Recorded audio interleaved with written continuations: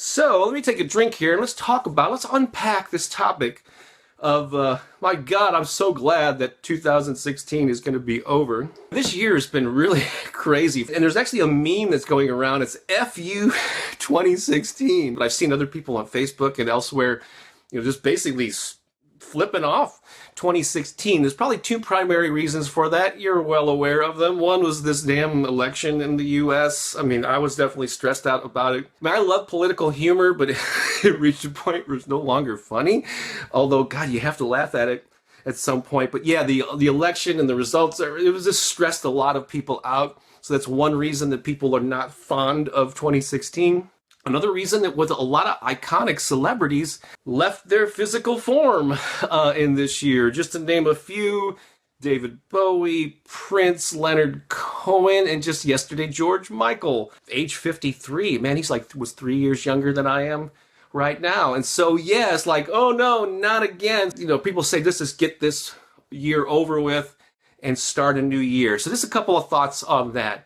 You know this rationally. I mean, I get it. It was a sucky year. A lot of people had personal tragedies, too, beyond the ones that we're all watching in the media. And so you know that the calendar year has no bearing on... It's just something that humans made to chronicle our trip around the sun. And whether the year says 2016 or 1984 or 3007, it doesn't matter. Another thing...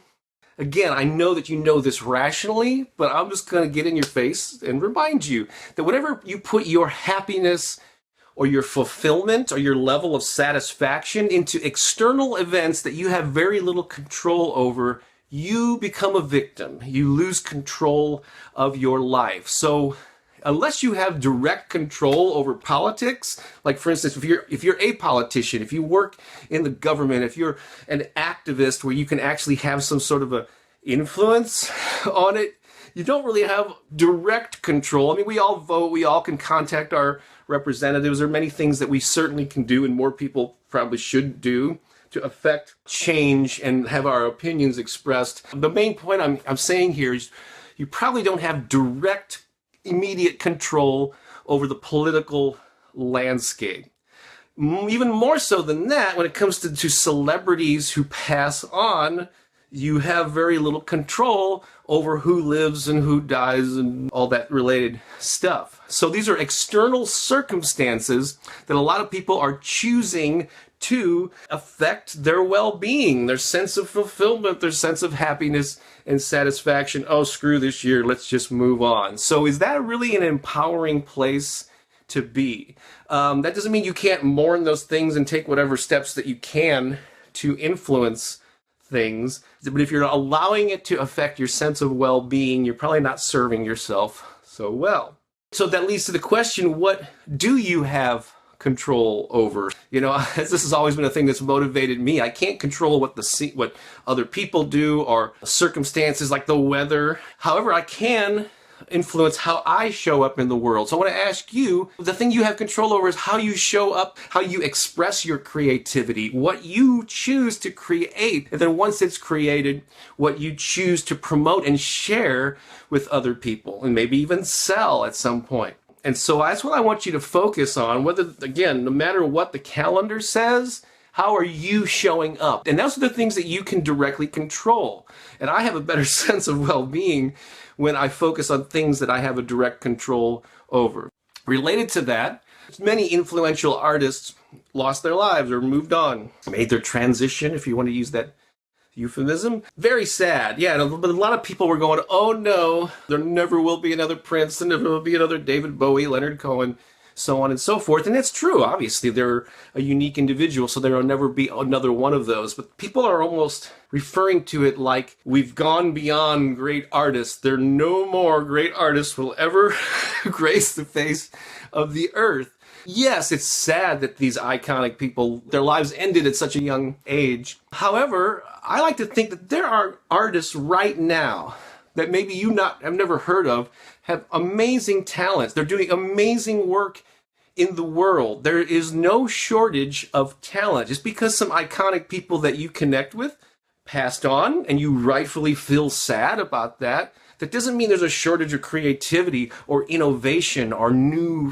people forging new paths. They are all around us.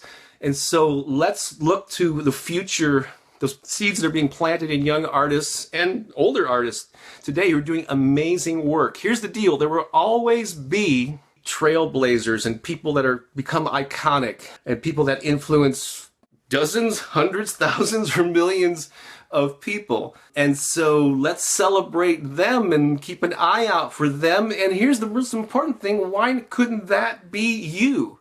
Again, instead of just being sad, oh, it's the end of an era we'll never have.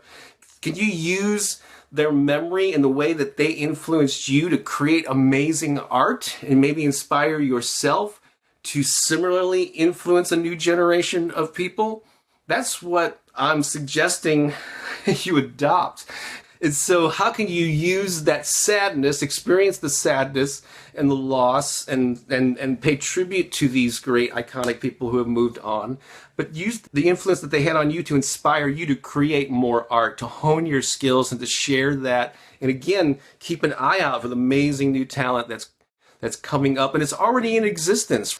I understand 2016 was a rough year in many ways. It was also an amazing year. I had a lot of great experiences personally, but don't focus on those external circumstances and don't allow them to influence how you show up in the world. That's my story here. That's what I'm sticking to it. Focus on the things that you have control over, which is how you behave, how you interact with other people. Be a positive force, be a creative force, and use your creativity to not only fulfill yourself, but to inspire and enrich others. So there you go.